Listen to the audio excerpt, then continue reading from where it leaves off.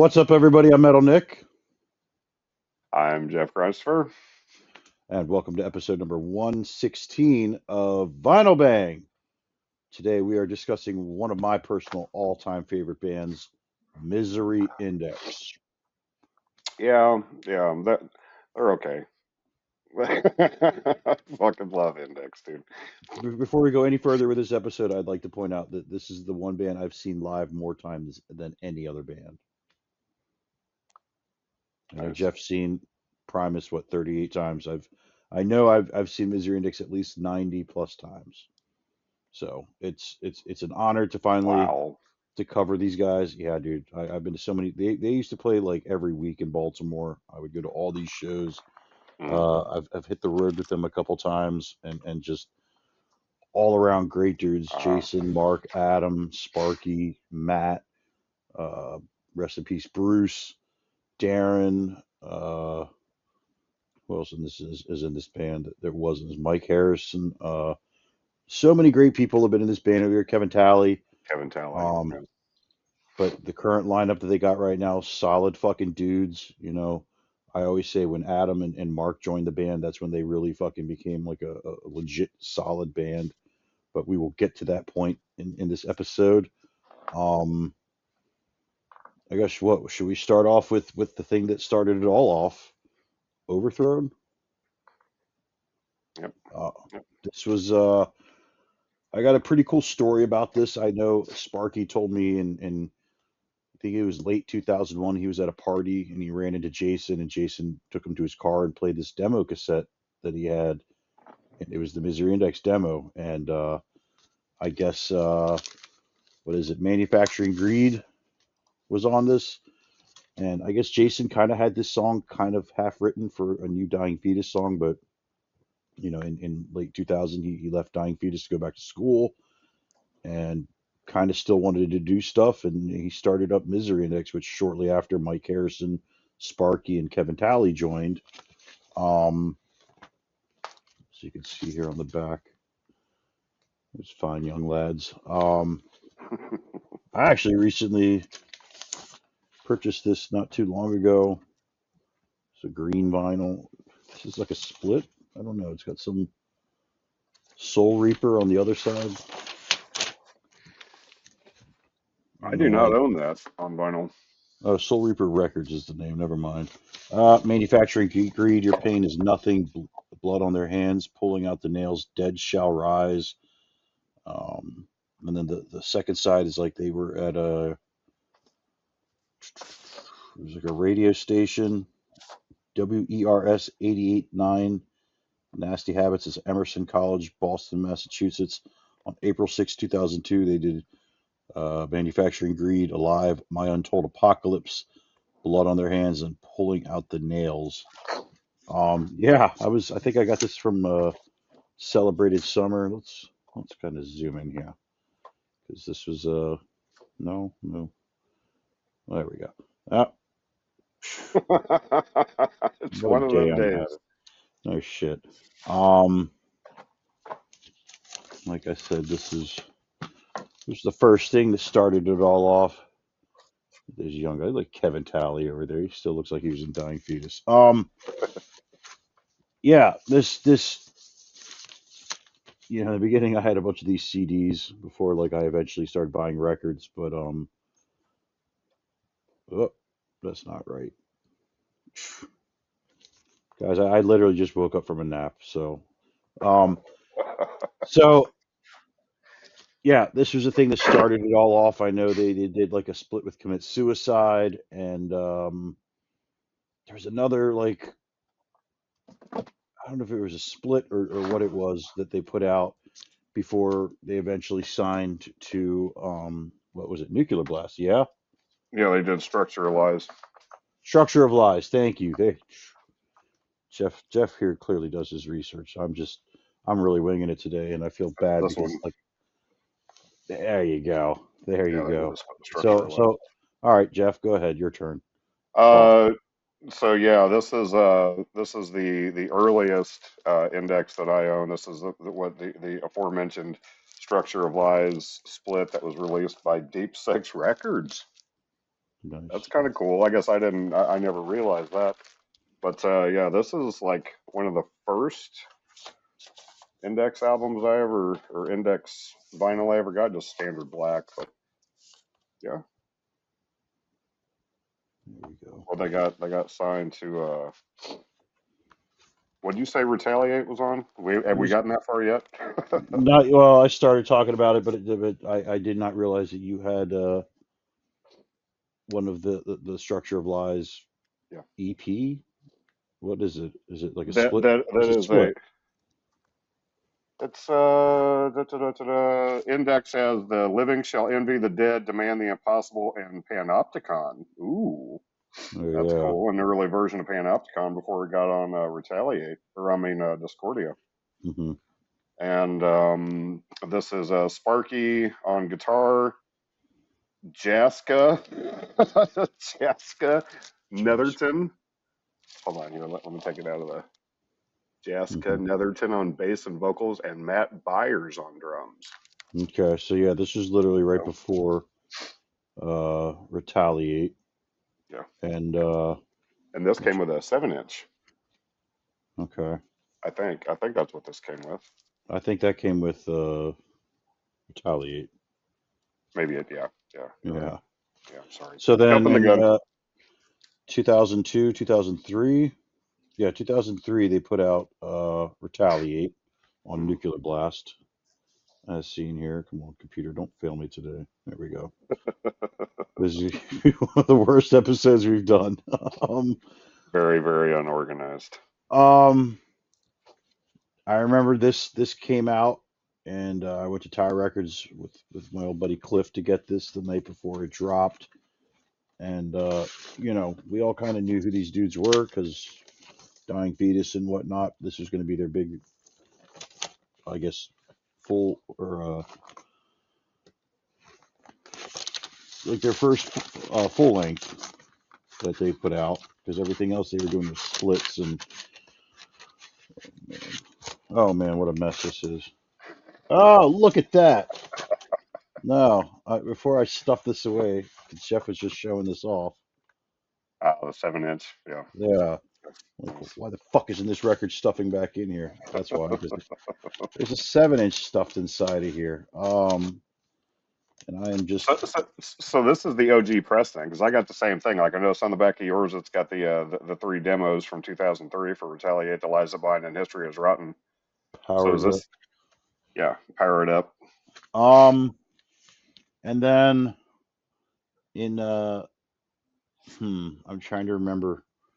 I want to say it was maybe February, March of 2004. Me and like five other people went to the Auto Bar, and we shot the music video for the Great Depression. And we filmed them playing that song maybe like 5 or 6 times in a row from different angles. And Mhm. then later that night, they played a show with, I'm trying to remember who else, maybe Pig Destroyer. But Misery Index headlined it, and then we filmed the live show, and we just kind of like, I don't remember the name of the two fellas that I worked with that night because they paid me like $50 for my time, Mhm. and they took, we all filmed this, and then we rolled over to Reptilian Records where I bought some cool shit there. But um, I remember standing on stage, we were all filming Matt Byers from like different angles, and we just were like, hey, just like jam out, and we're all gonna film you. And he just kept going, and then at one point we all stopped, and he kept going for like 2 minutes, and we're all like watching. It was so fucking great. Um, but this is a great album. Demand the Impossible, Servants of Progress, one of my all-time favorite Misery Index songs. I used to push these guys a lot to play this, and Adam Jarvis would make it sound like he couldn't play it, which is hilarious. Mhm. But Dude, yeah. yeah, What? One of my favorite tracks of all time, Angst ist die Seal. yeah, My fucking god, dude! That middle part, yeah. whenever it stops, and like there's just a, And this was and it certainly just kicks back around in. It's fuck. an era where Sparky and Jason wrote a lot of the music.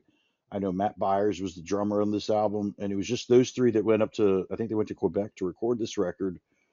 But it was like maybe a few months later when Bruce joined the band, because Bruce was in this music video when we filmed for the Great Depression. Mm. Rest in peace, Bruce Gregg. He was an awesome, awesome fucking guy. We all miss him a lot. He went on to start a band called Covenants, which had plenty of guys that went on to join other bigger bands. But yes, I remember seeing Misery Index, Skinless, and Dying Fetus all on the same tour. I think what was Dwayne's band? Divine Empire, maybe they or Divine Heresy. I can't remember one of those Divine Divine bands. Side. I know what you're talking about. Yeah. And they were the opener on that tour. And but Jesus, it was like seeing Misery Index and Dying Fetus on the same tour together was really fucking awesome. Because I think a lot of people seem to think that there was like a beef between John and Jason, and realistically, those two are still like the best of friends. Um, that was 2003, and a couple months after we filmed that music video, we heard rumors that Matt had quit the band. I guess he had a couple other things going on in his personal life, and Jason, I saw him at some random like hardcore show at the Auto Bar, and he told me Kevin Talley was rejoining the band, and I was like, no fucking way. And Mm. I remember going to see them one night, and Kevin was there, and it just, I kind of like bombarded, I fanboyed out pretty hard on him, and Kevin was just, he's always super cool to me. I haven't seen that guy in years, but he like dove into his backpack and sold me a bunch of like European Dying Fetus tour shirts and like Kevin Daly's Slayer audition, and he even had Nice. like a video of him.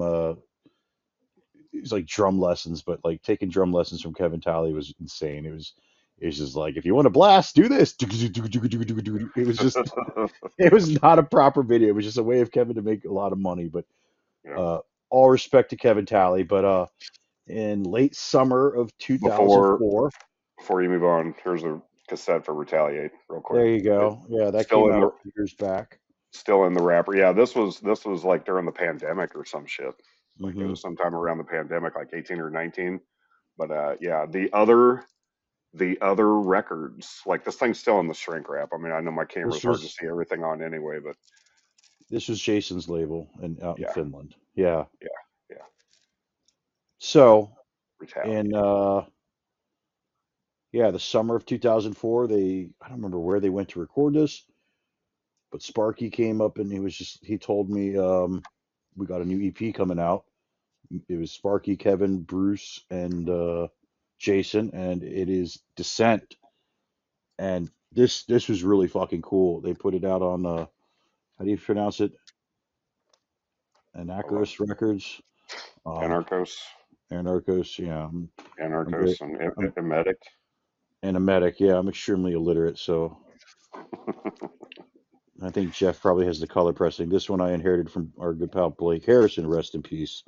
Um, I remember this coming out, and just like like Descent, Sheep and Wolves, Exception to the Rule, the Imperial Ambition, Multiplied by Fire, and then Defector, Thinning the Herd, Screaming at a Wall.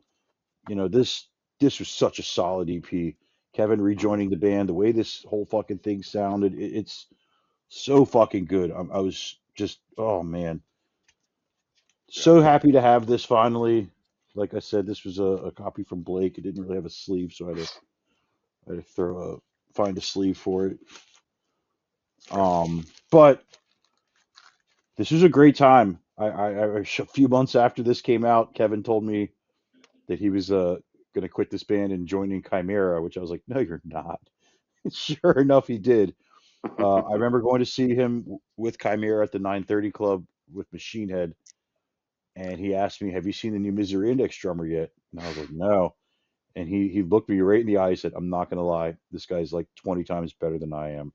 And Kevin Talley doesn't really ever say that about anybody. He's, Mm, like if you know the guy, he will tell you he's the shit. And I kind of was just like, no way. And I really remember the first time seeing Adam play live. Well, it was a few months later. I was at a Lamb of God show and I ran into Sparky and he introduced me to Adam. And nicest guy in the fucking world, most humble dude in the world.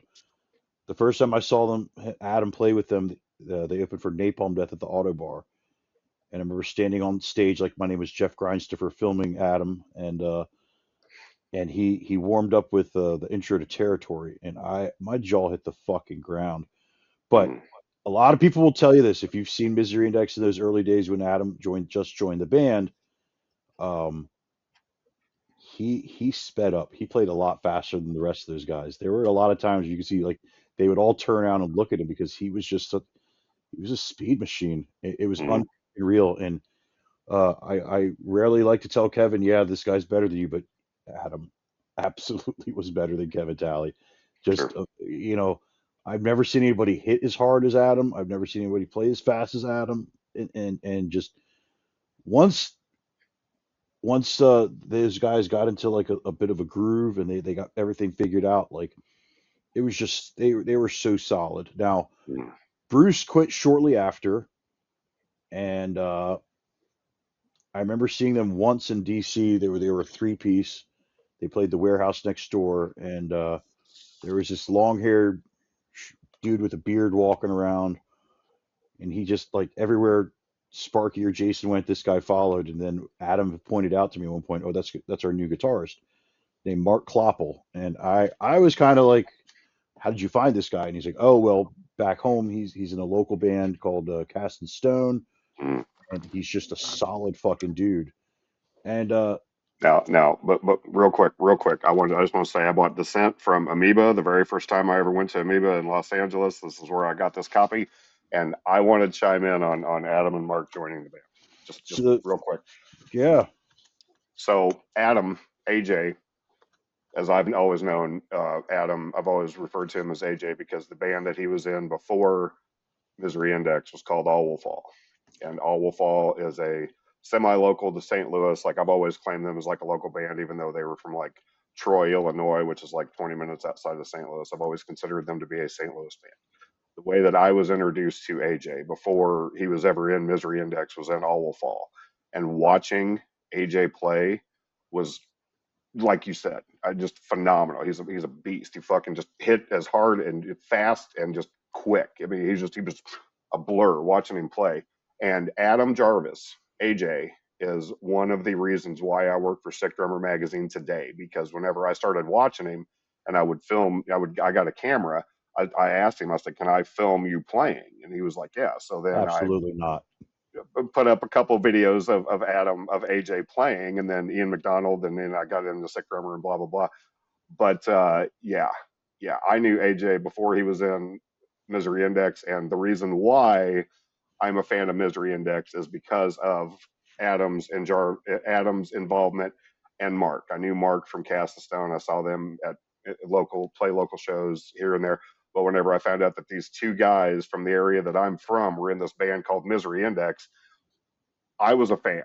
I immediately picked up Discordia, and and so now I'm going to contribute to the conversation because I didn't know him before. I didn't know the band before Adam and Mark joined. So This guy, poser poser over 101 here, over here. Yeah. late bloomer. I remember. Hmm. This was maybe it should be in this book here. 2005. Yeah, around 2005 they dropped this. Um, a split they did with a band called Bathtub Shitter, and this was the Conquistador split. There's Bathtub Shitter side. And this was literally the first thing that they did with Adam and Mark. Or did this was this after? This was before Discordia. It was Yes. before Discordia. Okay. I'm pretty sure. I'm pretty sure. My timeline is so fucked up because like I said, I've seen these guys up so many times and spent so much time with them. But you know, Return to the Pit. Shout out to Aaron. There's just photos right there of these guys. Adam. Um. So I guess this would have been the first thing that they put out with those guys, which eventually led to uh, Discordia. And little shameless plug here. This was the first album a band had ever thanked me in. I was pretty stoked to see my name Nice, in the little nice. notes here. But you know, I remember the moment I got this CD because I wasn't as heavy of a vinyl collector at the time, and just putting it on and just being so like, oh my God, like This was the moment that I realized like this band is now full. They are complete, and they have like the perfect sound that I was assuming that they've been looking for, because Mark and Adam added this whole new like flavor to the band that was not there before. Like when you listen to what Misery Index sounded like before Sparky quit, there was certainly like a vibe. Like Sparky had his way of writing, and then once Mark and Adam joined the band, like that like level of musicianship went up like by 20 at least. Mm. This was a cool album. They put this out on Relapse. I remember Jason telling me that they were trying to get signed to Relapse. He was looking for some of my live videos that he could turn into them because he wanted to put together a little like press kit for them. But Relapse signed them. This was the first of 3 records that they released on Relapse Records. Um, Production isn't the greatest on here, but it is still really fucking good. I mean, Conquistadors, Unmarked Graves, Breathing Pestilence, Meet Reality, Dystopian Nightmares. Solid fucking album. I mean, I Mm. Mm. really stoked. I was saying to Jeff before we started, I'd even break out all my gem records. A lot of my Relapse clears, Wink Wink, and whatnot are on the shelf. But this is a repress that they put out like a year ago, I think, or 2 years ago. When It was last year. Yeah. Yeah, so like Relapse decided let's re-release all these like killer albums that we once put out, and they repressed all the Misery Index stuff, which hallelujah. That's one band whose records I'll buy over and over again. Um, you slap me on the ass and call me Jeff Grindstoffer because I will have 1,000 copies of these albums. I just don't need it Absolutely. everything, but I still kind of do because I will show my ever loving support for these guys forever. Hmm. But this was a huge deal to me when this record dropped because it like I said, it felt like this band was finally complete. They were full. They had a great sound. They added 2 really solid musicians. Mark's songwriting style was just so fucking awesome. I mean, like he brought a lot to the table. He helped Jason out with the vocals, so Jason didn't have to be the only guy. And we put Adam over the moon a minute ago, but his drumming and how fast and hard he hits, Hmm. putting all that formula together with what Sparky and Jason were doing was just it's a perfect combination. I thought I know a lot of people who knew me from message boards were probably sick and tired of me talking about this band, but like I did not give a fuck. As I was saying, there was a period where I was going to a lot of different message boards, and one of the coolest things that I would read would people be like, "Saw Misery Index last night. God damn, that drummer's so fucking good." God, that made my heart so full when I would read shit like that. I'd Hmm. go back and brag to Adam. Was like, "Man, you're a good drummer, man. People really fucking like you." And Adam, being the guy that he is, he's like, "Oh yeah, I know." He knew he's the shit, but he also didn't fucking suck his own dick about it. He was very Hmm. humble about the comments he got, and was always super cool to his fans. And Even still that to this that's day. yeah, yeah. And all the Yeah. fucking giant bands that he's in, he doesn't walk around like he's the king of the world, like No. some people. Anyways, No. um, uh, Very humble. Very, very humble. AJ is one of the greatest people alive. what you Nicest got people there? alive. You got a set So, list? no, I don't remember if I got this copy from Netherton or Mark, but my OG press of Discordia came with, and I didn't realize this until years later whenever I was adding my discography to Discogs, but my copy came with a handwritten uh, note or handwritten lyric sheet with notes and stuff on the back side for Conquistadors.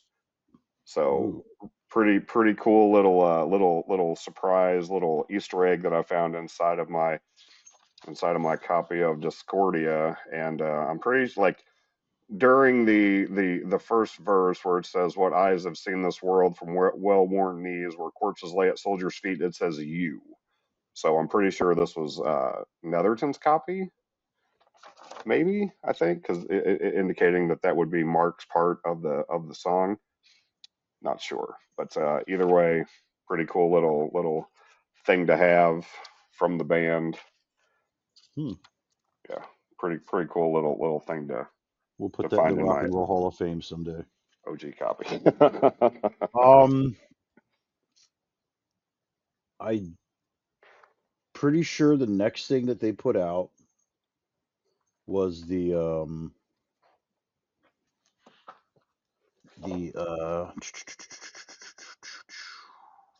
Ruling Class Canceled 7 inch. Do you have that? Yes. Yeah, the split with Mumakill. Mumakill. There you go. Mumakill. Let me solo it here. There you Yeah, go. Yeah. yeah, When I yeah. so I got a funny. Go ahead and talk about that, and I'll tell you a funny story real quick. The copy that I have, it was like I said, I was still discovering the band at this point, and I had known AJ and Mark in passing. We were hardly having sleepovers or anything like that, but I knew the guys. You know, whenever we saw each other at shows or whatever. But whenever I saw them for the second or third time, the first time I saw them was with Cattle and Animosity and Job for a Cowboy on the Steers and Beers tour. But the second tour, the second time I saw them, the second time around that I saw them, I had them sign this copy of the Ruling Class Canceled split. Um, and I can't remember, like, when did the Hang 'em High? That was later. So Okay, basically that was after Trader. So Traders. Okay. I did a little run with these guys to Canada. We played a fest, and then we drove like 9 hours north of this really tiny little like village in Quebec where we were ultra fucking late. But it was one hell of a show. That fucking audience, that place, I don't know what was in the water up there, but those people were awesome. And then the final show was in Toronto, and we played with Psyopus. That was Psyopus' very first show in Canada. Um, but they had just gotten a box of that split on CD, and every copy was defected.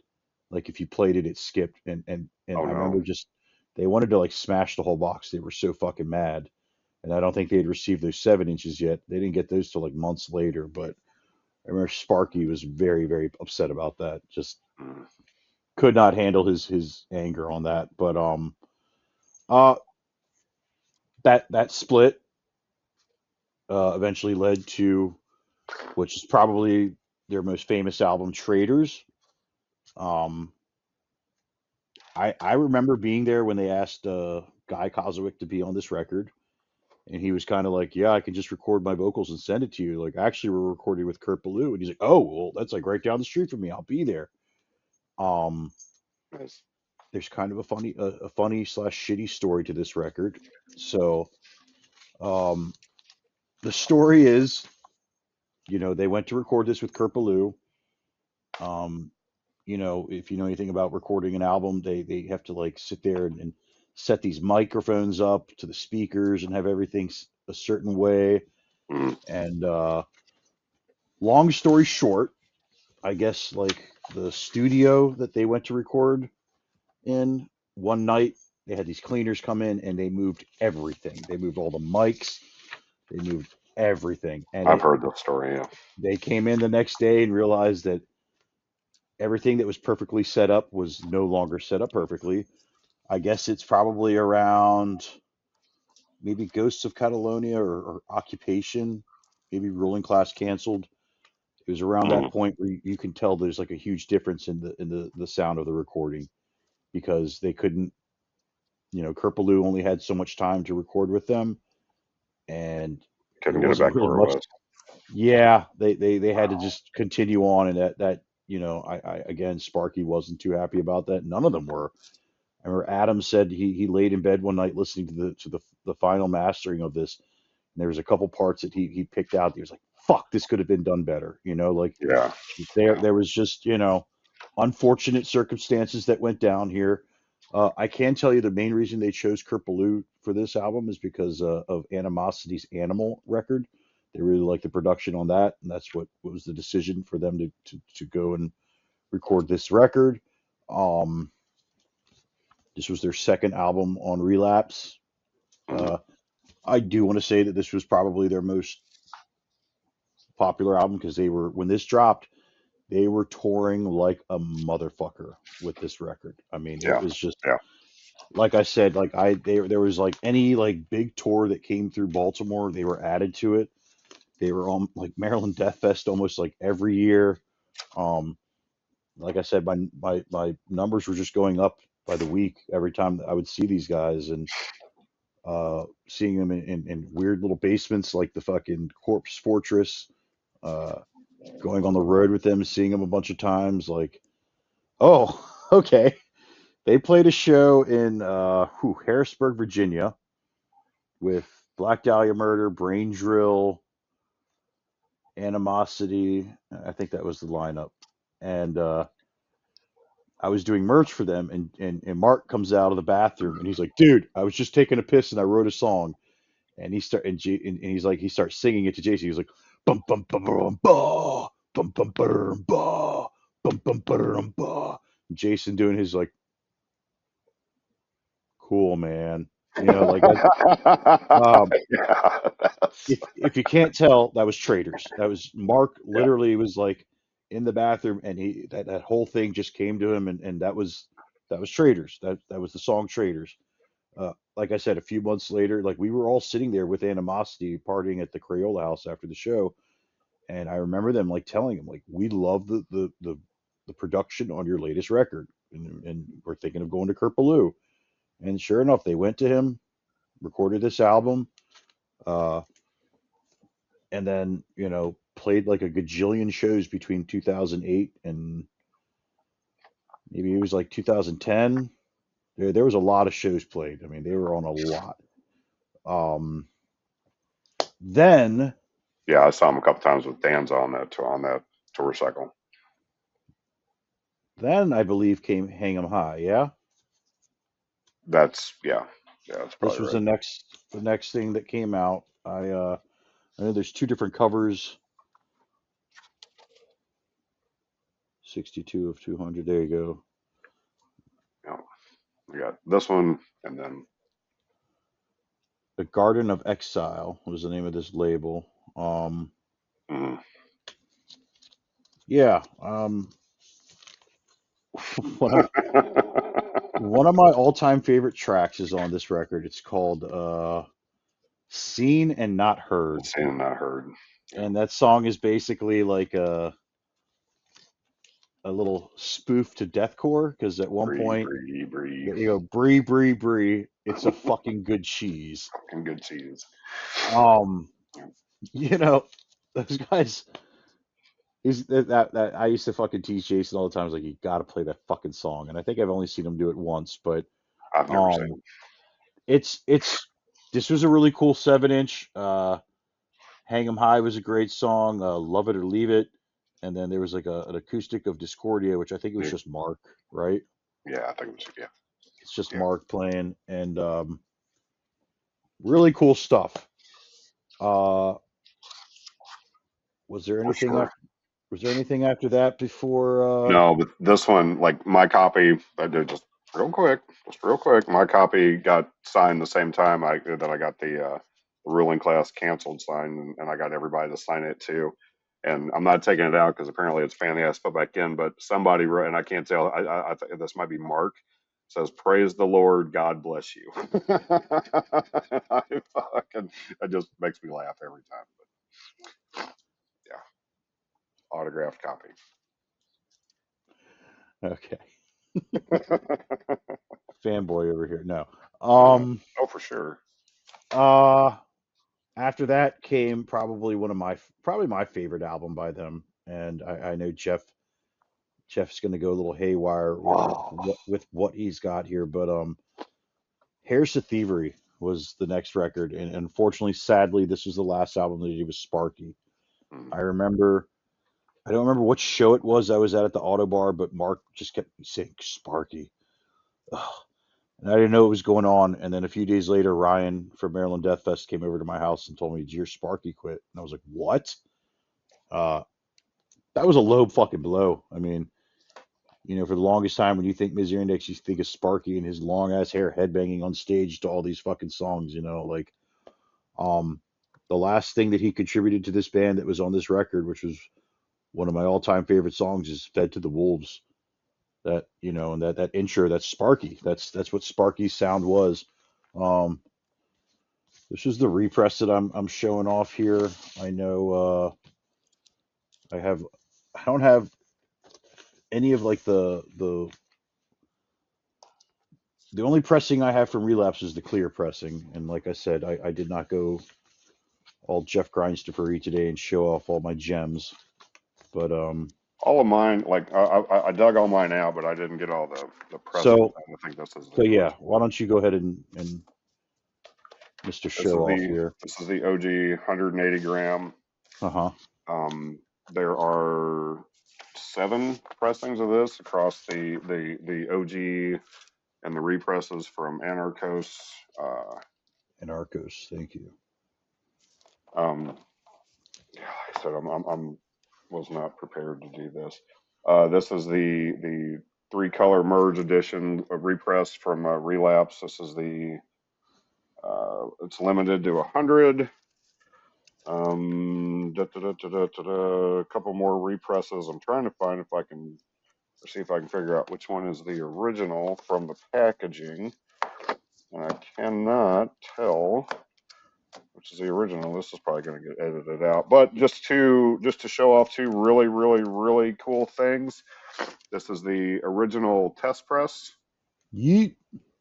the original pressing test press. The 7091, I guess, is the catalog number from Relapse, and this is the 2025 repress for Nice. test press for Heirs to Thievery. So I have literally every copy, every pressing of this album. I know this is the clear because I pulled this out of my clear uh, section. But yeah, clear Wink, wink, Heirs to Thievery, and wink, wink. and I made a post last month on the anniversary for the album with every pressing and everything lined up and this and that. But yeah, this is by far my favorite, absolute favorite album from Misery Index. What's funny is like before they were recording this, AJ was telling me a story that Sleeping Giants was supposed to be a slow song. He was telling me that Sleeping Giants was supposed to be, I assume, the Seventh Cavalry, because the Seventh Cavalry is like one of the slower tracks from the album. And whenever he was telling me that they were writing and before they went in to record, that Sleeping Giants was supposed to be the slower track from the album, and I guess they flipped it around. But dude, Fed to the Wolves, fucking You Lose, The Spectator, Those. Embracing Extinction, dude, the way it starts is just Mm-hmm. fucking amazing. Yeah. Absolutely, my hands down, my favorite. Sleeping Giants featuring John Gallagher of Dying Fetus. Yeah, And yeah. I often forget this fact, but I was there when Adam recorded the drums for the Carrion Call. I actually filmed some of that footage That and was we on. put it Yeah, on Sick Drummer. Yeah. yeah. Okay, I remember that's right. Ian kept telling me it's Sick Drummer magazine, and I had to keep re-editing it over and over again. But yeah, this was a great fucking record. A few like a week or two after this came out, they did a tour with Dying Fetus and Arsis, and Darren, who's now the second guitarist, was basically guitar teching for Dying Fetus on that tour. Mhm. And I guess they'd broken it to him on that tour, like, hey, we really like you. Do you want to join?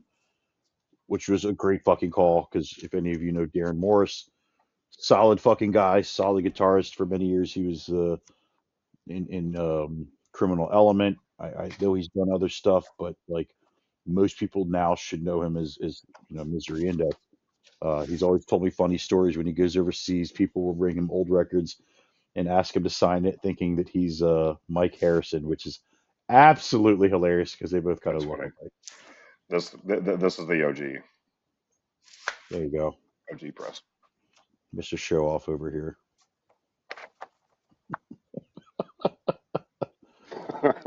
Um, I think I have this order correct, but after that, I believe, yeah, Yeah, Siberian the was the next 7-inch. thing Yeah, with the split with lockup, lock up.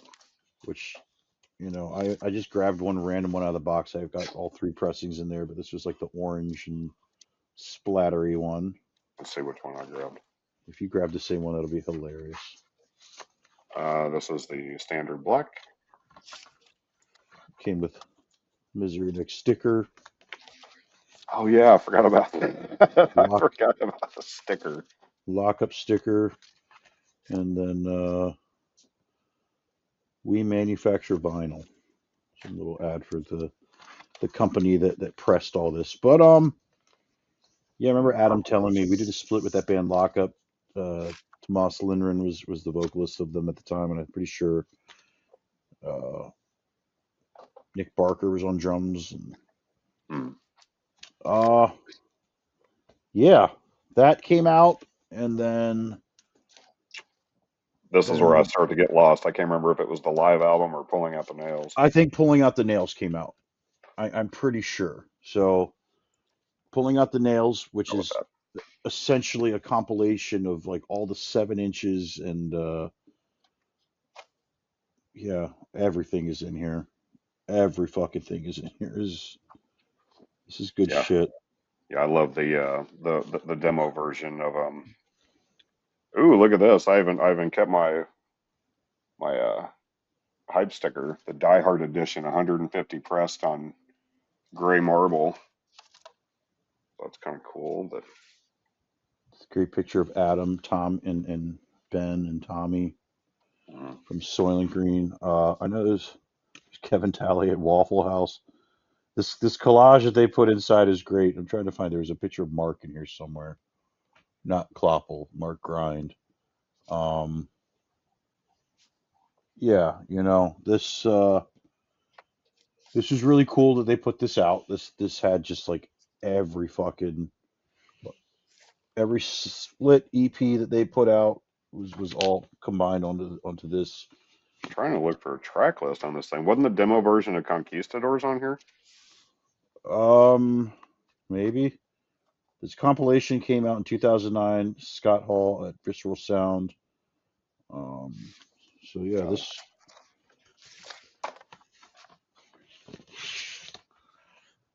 yeah, this has got the got Overthrow, overthrow. Alive, split with Structure of Lies, Descent, um, Hang 'em High, Ruling Class canceled. Oh boy, It's like you and I are pulling out the thing at the same time. I can't put this fucking thing away. It's Oh my God, I didn't realize that this had the all-time show list. yeah, 2008 gigs, 2009. Wow, there's a lot on there that I was at. Um, wow. oh yeah, there you go. All these shows. Look at it in 2004. Look at like or 2008. How many times they played DC and Baltimore? I mean, like there were a lot of fucking Rock and Roll Hotel, man. Like I said, there's very little that I missed of these guys back in the day. Yeah, Right here you go. The discography, Overthrow, Alive, Structure of Lies, Retaliate. Oh yeah, the DVD Volume One. I have that somewhere. I don't know where it is. I That is never that is got a that. that was so fucking awesome. There's like a part in there where like Kevin and Jason are working at some like construction site and they're just acting like a bunch of clowns breaking down walls for no reason. Um, I mean that there's just some really good stuff. I guess there was a show when this is when they did that tour with Dying Fetus and Dying Fetus's vocalist at the time, Vincent Matthews, could not get into Canada.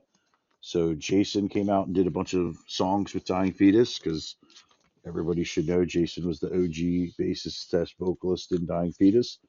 Right? Um, but a great compilation, Yeah, all their good stuff. I mean, like, can't say enough good things about that because that's a lot of shit there. for sure. What year was I Disavow?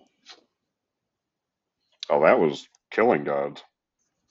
So this was later. Okay. Yeah, yeah, yeah. We got to do the live in Munich. Yes. Yeah. Hey, number 28 of 250. All right. Let Um, me see what we got here.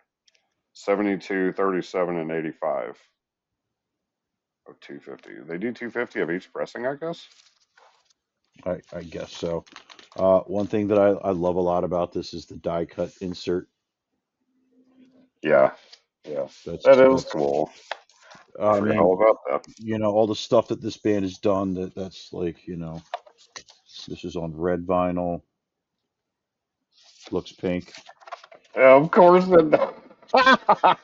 Finally. and Somebody else I gets their guess comeuppance. at this point, yeah, Darren was in the band. This was on a tour that they did with Cannibal Corpse, Behemoth, and Suicidal Angels. Mine looks red.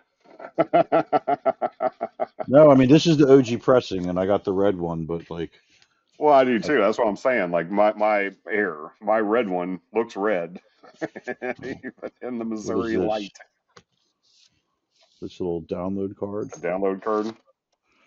Yeah, Um, don't think I got my download cards in here. yeah, man, this was I was stoked that they thought it was a good idea to put out a live album. Sleeping Giants, The Carrion Call, You Lose, The Seventh Cavalry, Spectator, Great Depression, The Illuminat, Traders, Siberian 2012 remix bonus.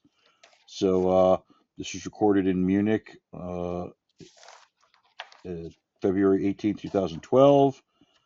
Um, Oh, and a clear. This wasn't relapse, was it? This was just no, Seasons of Mist. so just Remember a that clear short season of period mist. where they were on Seasons of Mist? Hmm. They did put out a couple albums on Seasons, yeah. Yeah. The the follow up album, Killing Gods. I have an exclusive gold edition limited to 200 units. I don't know if this is a first press or not. I just pulled one of everything off the shelf. Like I said, I didn't want to be Jeff Grindstopper tonight and just show off everything I have. Yeah, I've So, got solid white vinyl on 400. First pressing on black vinyl 400. I pulled on mine out, and there was a huge gap over here in my fucking shelf for anybody that can tell. I pulled every one of mine. this is Uh, gold, by the way. special tour. Yeah, it was like a translucent, It transparent is. gold. 1,000 is 1,000% is. Uh, Special tour edition on silver double vinyl, limited to 100 copies. Uh, this one I've got outside of the sleeve, so let's see what we got. See what we got. Meow. Another clear. I don't know what the clear is limited to. 300 copies worldwide. And then, last but not least, please let it be gold. Exclusive edition on gold vinyl, limited to 200 units worldwide. So, yeah, I got 1, 2, 3, 4, 5 copies of that.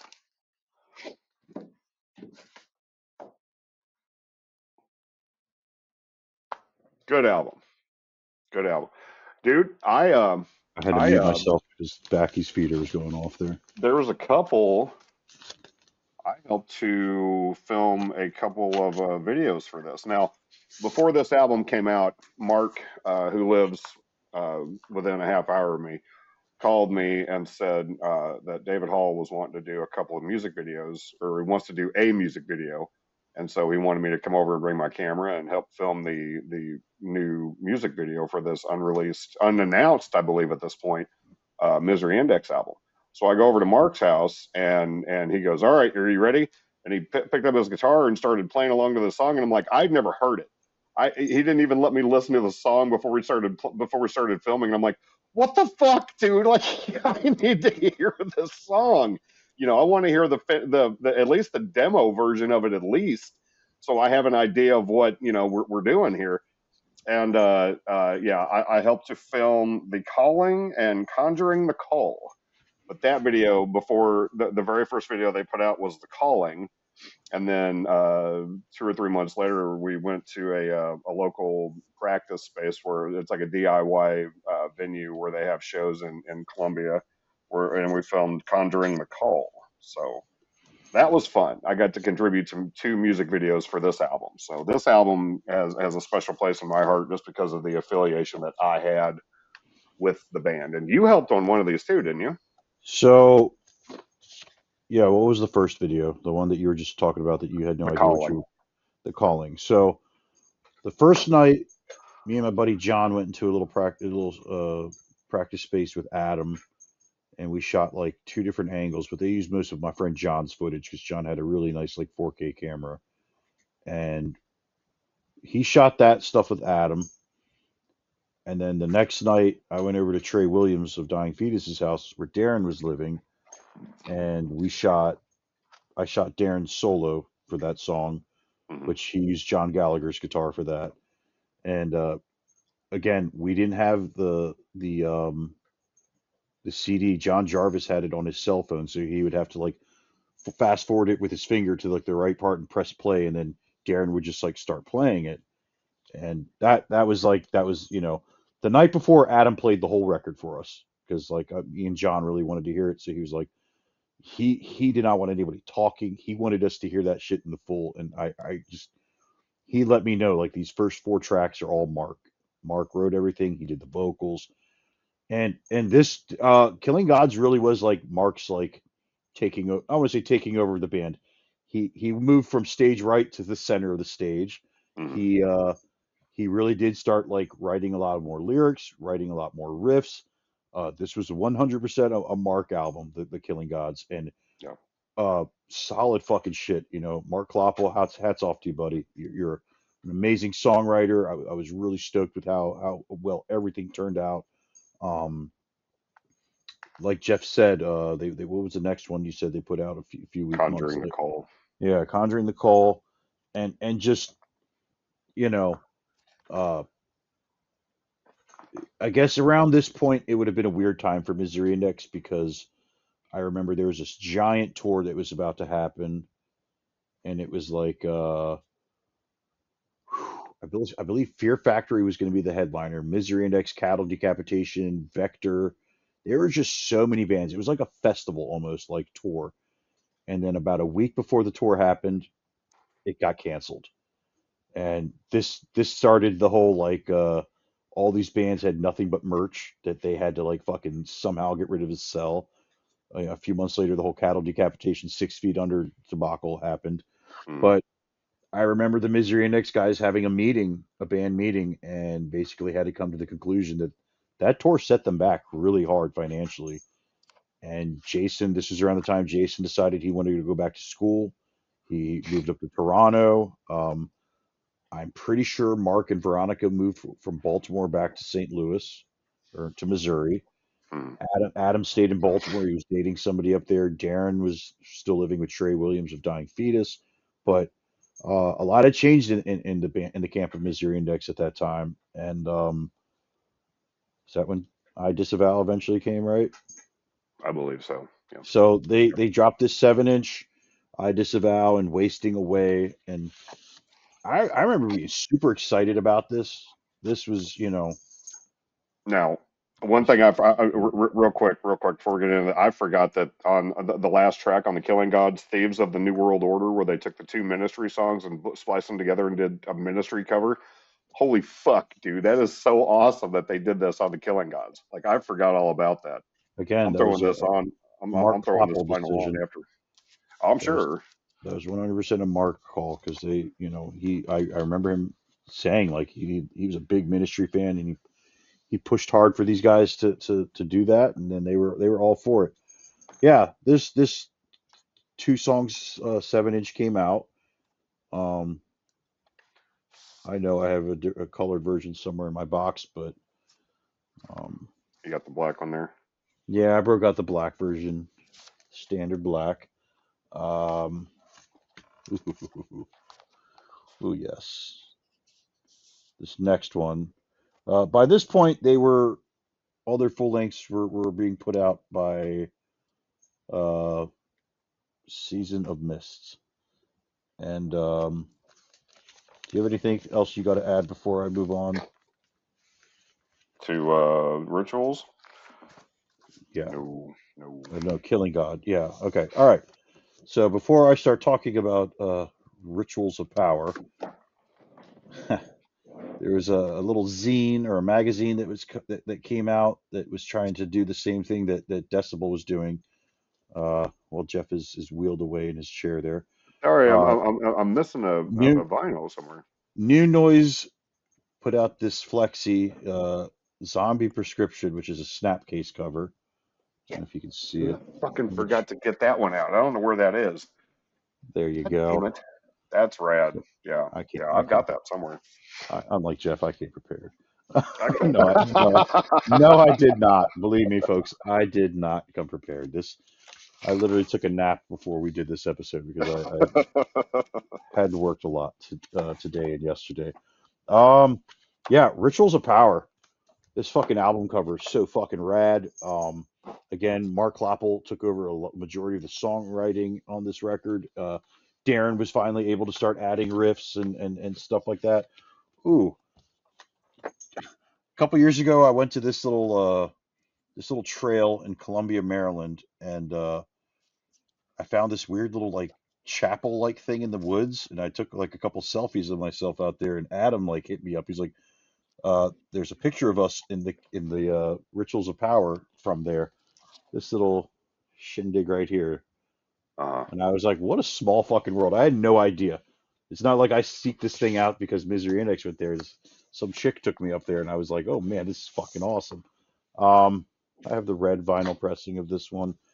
Like I said, I know I have more on my shelf. I'm sure there's a clear yeah. vinyl over there somewhere. Here's the clear But vinyl. wow, this was recorded in 2018. We we are flying by with time here with Misery Index. This was Yeah, some cool shit. I've got four pressings. I've got the standard black, which was 800, silver, which was 300. You say you got the transparent red, that's 100. And this one, the crystal clear vinyl, there was 500 of these. Transparent Red's 200. That's what I said. I thought you Isn't said that what I said? 100. You said 100. Oh. I mean, if you want to think it's 100, that's fine. Still There's a consider. 100 that I own, but yeah, crystal Um. clear. Dude, one of my favorite, dude, New Salem. hmm Dude, I called Mark. Like after I heard that song, after I got the album and heard that song, I called him and I'm like, dude, fucking, oh my God, good job. New Salem is amazing. I fucking love that song so much. It's easily one of my favorite Index songs. Yeah, Easily. I felt like they kind of brought back like a Traders like vibe with that song. That again, don't ever sell these guys short. They're very talented dudes, and they always bring back they're always solid songwriters. But next album, And the you got newest anything else? album. Are you Nope. ready, or are we still talking about? No. No. All right. I'm ready. At this Or point, no, we're doing coughing up the nails.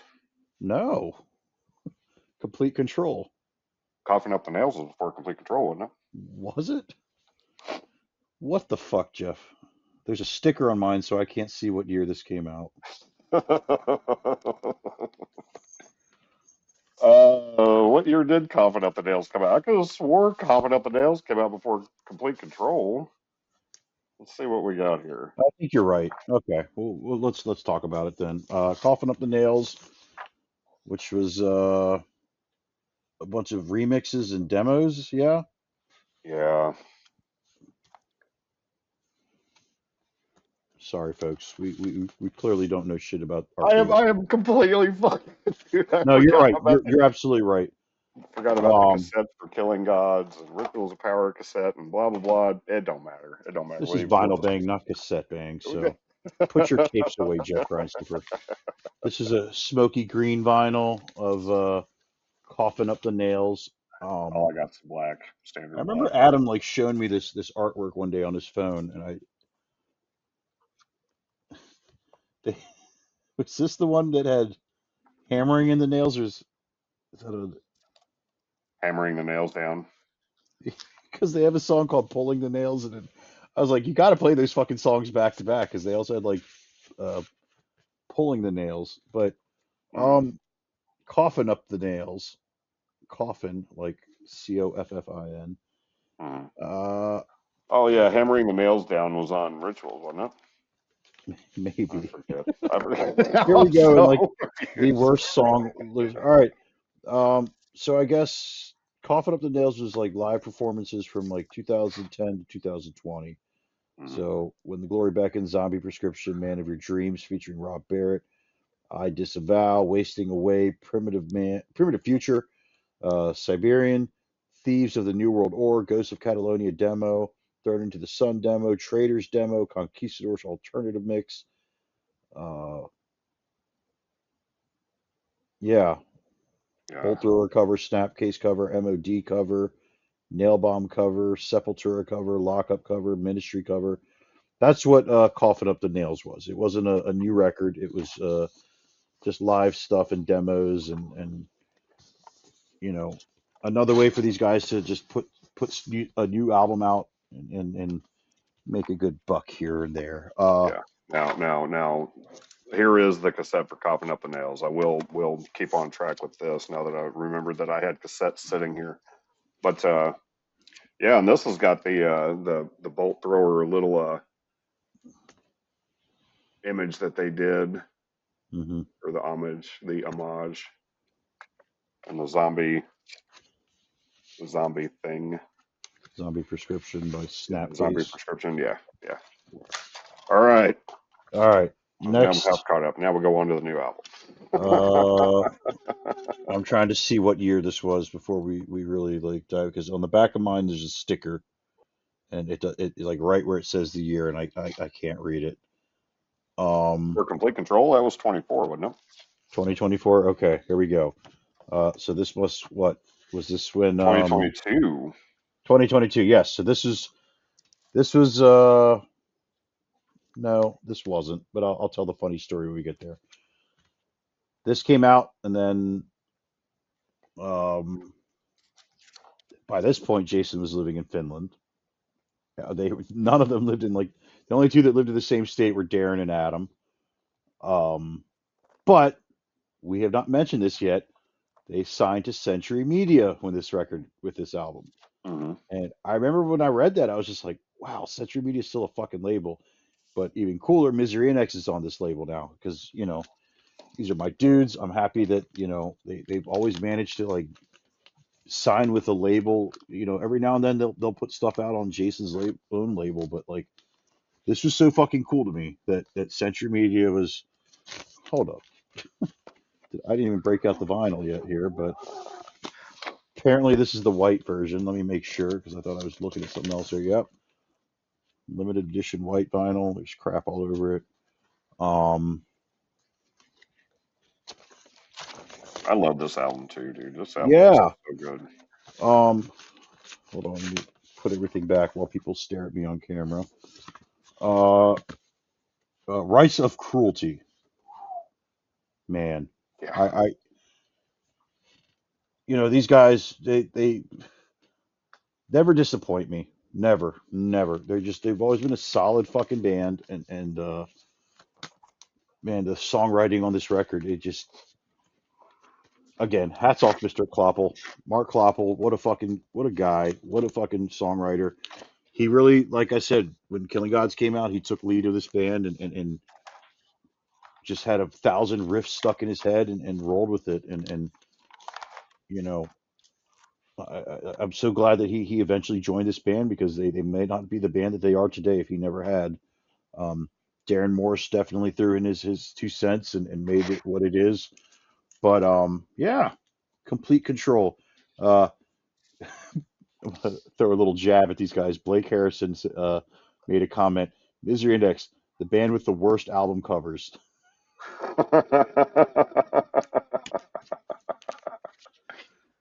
Rest in That peace, Blake. rascal. I miss you so much. Last thing that I have here to talk about, and I believe this is the last thing that they put out. Do you have anything else to add before I move on here? No, we were at the video for Infiltrators. We were at the show at the Auto Bar where they filmed the video for Infiltrator. We didn't collaborate. We had nothing to do We with were it. there. Yeah. I forgot about that. I'm pretty sure Jake was in it. He's like the only person that made it in. But you're right. We were at Into the that. video, yeah, yeah, because it was still during the pandemic, or it was after the pandemic I because believe we Chris. had to wear our masks. Yep. Chris We had to Jao, I talk. believe, Yeah, filmed it. So that but no, happened. yeah, that's all I got. So the last thing that I have from these guys that was ever put out is Strategies of Manipulation, which looks a little bit like the Complete Control album art, even like Mm. the back here. Yeah, these are just like Um, B-sides. yes, and uh, I have a very funny story to tell about this. There's a cool patch that I got um, Yeah, I'll let you tell hammering. the story. So, um, Misery Index was playing the Hell in the Harbor Fest, and I unfortunately a few days before the fest got sick and just couldn't go. and I had gone halves on a hotel room with Jeff here, but unfortunately, I think I what you and James Lenzig Jr. shared a room, yeah, Correct. and I felt terrible because like I almost every fucking band on the fest was a friend of mine, and I was so devastated that I couldn't go. Yeah. Um, Before going back to St. Louis, you stopped at my house and you gave me a copy of this record. I picked And I up a was like, copy dude, of it. Yeah. that's so fucking awesome. I really appreciate it. I love you, brother. You're the best. The next day, Jason Netherton comes to my house and brings me a copy of this Appreciate record. And I'm all it. like, oh, dude, that's so kind of you. Man, you're the best, Jason. Thank you. I didn't have the heart to tell him that you brought me the same record the next day, but like, it was just great because, Jason always been a fucking bro. I was really stoked that he did that. But like, Yeah. you know, Yeah. two records from two awesome fucking dudes coming to me, bringing me because they know that I love records. I love you for it, Jeff. Thank you so much, man. Of course. Yeah, I guess this is at the point where this was the last thing they did. I know I saw them. Yeah, it was last summer. I saw them at the Auto Bar. They played like a show in the middle of the fucking day, and then the show was over, and we were all trying to figure out what we wanted to do because it was like the sun was still out, and we're like, I want to fucking go home. Uh, they were supposed to do a song or two with Mike Harrison, but apparently he came down with something before the show and couldn't make it out. But they announced there was going to be a special guest, and a lot of people were speculating it was going to be Sparky because none of us had seen him in years. I still haven't seen Sparky in years, but regardless, it was a cool show. I remember talking to Mark for a long time. Mark was in such a great fucking mood. His wife have a couple kids now. Life was just going fucking awesome for Mark. Jason, I don't get to see all the time, but one of my favorite people in the world, one of my best friends in the world. The last time I guess maybe I saw Jason was when he made an appearance on Vinyl Bang, Hmm. and our first guest ever from Finland. It was amazing. Yeah, Our first international guest. Yeah. we woke up super early on a Sunday morning to We get did. that. And it was um, like 5 in the afternoon for him. It was like 8 or 7 in the morning for us. um, And AJ I was our very first guest on the show ever, uh, so again, we can't say enough about Misery Index. This band means the world to me. I don't know what they mean to Jeff. Maybe not as much. No, it's not Faith No More, folks. Uh, oh, they great fucking guys, awesome friends, and just over the top amazing musicians. Like I fucking I will die on that sword any day. Like I said, I've seen them live more than any other band. At one point, Sparky did have like a list online of like all the shows that they played, and at that point, I know I was up to at least 70 shows. Like I had seen them play so many fucking times, and whether it was a local show or whether I was traveling with them, it was always a good fucking time. for sure. Yeah, dude, I love Index, and as we've said, the guys in the band are great. Um, uh, AJ, I've known him forever. Netherton and I, like we've talked here and there, but we're nowhere near as close as the two of you. Uh, he's never been to my house and brought me records, so Hmm. you knock it off. Um, Um, but yeah, I'm sorry. As you continue to talk, I'm just setting aside 5 records to talk about here because I know we're about to do yeah, we gotta do the new new stuff. stuff. Yeah, love Index. The guys are great. I can't wait for new stuff. Can't wait to see them again. And that show that you were talking about, that was during the day. That was Melanie and I's anniversary last year. It was August 31st because I was going to fly out for that show because it was a weekend or some shit, and she had to It was a work. But Saturday, I was yeah. just like, yeah, I was like, yeah, I got nothing to do. I'm going to fly to Baltimore to see Index play because we had met up with AJ like a couple months before that, and I asked him if they were going to play "Fed to the Wolves" because I'm like, dude, I've never seen you play that song, and he's like, we're playing that on this run of shows. Like, I have to go see fucking Index play "Fed to the Wolves," and I didn't end up going for whatever reason it was, but yeah, that was the show you were talking about. Yeah, they had Bring it back. to. I remember because Darren had never learned it, and it's not like he can just get on the phone and reach out to Sparky and be like, send me the tabs to this. But Right. I That's right. I think that may have been my first time seeing them play that song, "Fed to the Wolves," off of "Here's to Thievery." Mr. Grindstoffer, did you, since the last time we talked, buy any new records? Are we doing new stuff now? Okay, cool. Um, yeah. So the last episode, sure you noticed at the end I said I have more records. I forgot to talk about the records that I bought. So whenever I was talking about suicidal tendencies, join the army, I was talking about the DRI show I was at. Well, I bought a fucking DRI 7-inch of the original EP with 22 songs on it on a 7-inch, 22 songs in 17 minutes and 38 seconds. Excited to have that. I've got like 2 or 3 copies on 12-inch, but to have a 7-inch is pretty cool. A couple weeks back, whenever we were at Maryland Death Fest, Sex Prisoner had the state property repress, which was from this was a repress. I forget when they initially. Oh, this was the 10-year anniversary pressing, but even then it was like 2023 whenever they did this. I think according to Discog, so it was like 2013, I guess, whenever they pressed. Anyway, Sex Prisoner, clear 7-inch. Really excited to have that. And okay, so earlier this year, I made a purchase on Bandcamp. I purchased the latest album from the Claypool Lennon Delirium. Fuck, I can't remember the name of the fucking album. I ordered it on Bandcamp, and it was a pre-order for this album. And whenever they were supposed to start shipping, I received a refund from ATO Records saying that they had oversold them, I guess. So whenever you buy something on Bandcamp, you get the physical copy and a digital copy. Well, not only did they cancel my physical copy, but they took away my digital fucking download. And I'm like, are you fucking serious, dude? Like, you couldn't come off a $5 digital download? Just let me keep it? Pissed me off severely. So I went and bought another copy of the exact same pressing from somewhere else and forgot all about it. Well, a couple of weeks back, I had a package waiting from ATO Records, and I'm like, the fuck is this? And they sent me a copy of the latest Claypool Lennon Delirium album and a copy of the covers 10-inch that I never even attempted to purchase from them. But they sent it to me for free, and I'm like, fucking okay. I got my money back and 2 free records. So thank you, ATO Records, for this 4-song EP covers for 4 songs of covers from Pink Floyd, King Crimson, The Who, and the Flower Traveling Band on a clear and green splatter vinyl. So, yeah, there's my new stuff for now. Until next time. Yep, a lot of history down that run.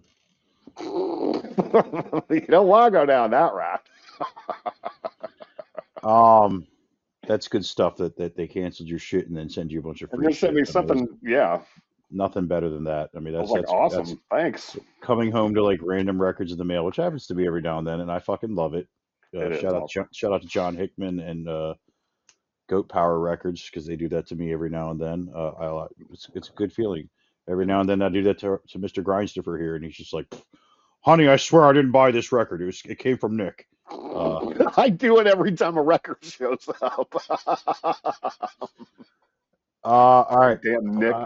I got 10 year records, but I'm going to share 5 of them real quick. The first one is from this you up and comer you may have heard of named Dio. When we were in at Death Fest, Jeff and I went to Celebrated Summer, and I found this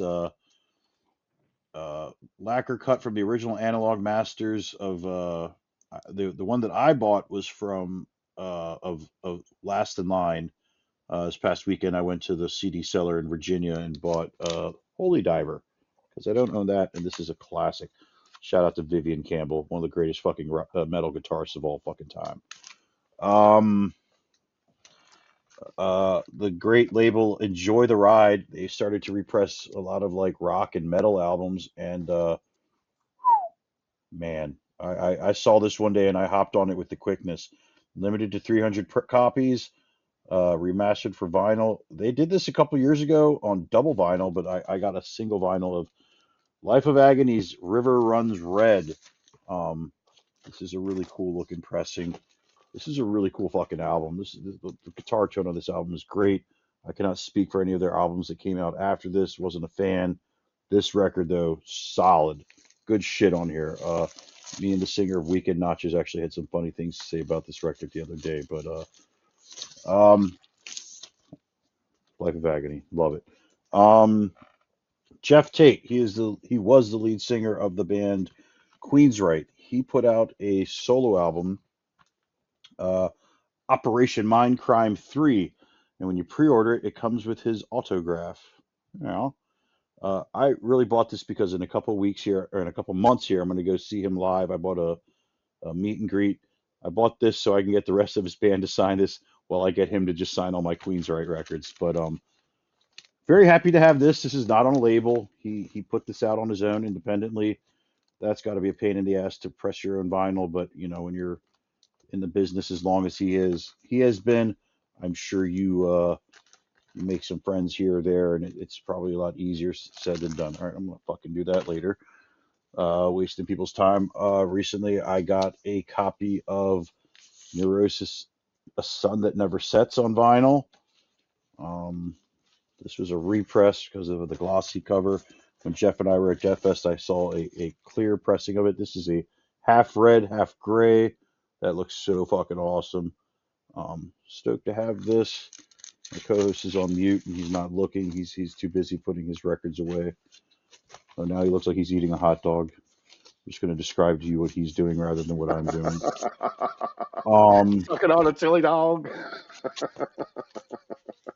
That's cool. You got the Sun That Never Sets, man. I'm Yeah, listening. like I said at Death Fest, I saw the clear pressing of it and it was $300. Last Mm. but not least, oh boy, I remember seeing this pop up and it just like for $74 you're getting 4 records. Burnt by the Sun box set from Relapse. I'm gonna try to go through this as quickly as I can. I saved the little hype sticker that came with it. It's limited to 250. We'll start with the soundtrack to the Personal Revolution. It's one of the most underrated fucking albums of all time. There you go. Splatter Merge. That's that. The Perfect Enemy of the Good. This one looks really fucking cool. Yeah, it Black does. and yellow. Yeah, it does. Merge. Heart of Darkness. Uh, this one and The Perfect Enemy I both got from Dave Whitty personally. Um, on clear vinyl. Uh, Black and gray merge to go along with the artwork. And last but not least, the self-titled Burnt by the Sun, very first thing they put out. This one's like gold and black. Maybe it's brown. I don't know. I'm colorblind as a fucking dog. But all 4 of these fucking records was only $74. I remember putting it up on the Vinyl Bang Instagram because I was like, if you don't buy this, you're stupid, and it sold out with quickness. Shout out to Dave Whitty and Burnt by the Sun. This is probably one of the most underrated bands of our time. Really, really good songwriters, really good lyrics. Their bassist Teddy is just a fucking machine. Uh, it's good to see that they are getting back together, and Bill from Mastodon has joined the camp. Um, Ta-da! New stuff. That is it. That is our new episode. An hour into it. Yeah, An well, hour, that's why I was an trying to hour of speed new things stuff. up. We're at an hour and 20 something here, but That's all right, dude. Well worth it. Talk about one of the greatest bands ever. absolutely, 100%. Love Misery Index. Um, Jeff, you got anything to add before we end this episode? No. Fuck the No, but record. I Fuck the need people. somebody to come over and put away my records. Yeah, seriously. Well, folks, we squeezed this one in at the last minute because we're running short on ideas, but we are still trying to come up with quality episodes. I told Shaw that we were doing this the other night, and he's like, "Hey, I give you free ideas all the time." Well, where the fuck are you right now, Shaw? No. Yeah, Um. dog. Come on. Uh. Thank you everybody for watching. Thank you, Misery Index. Thank you, Jeff Grindstoffer. Thank you, Metal Nick.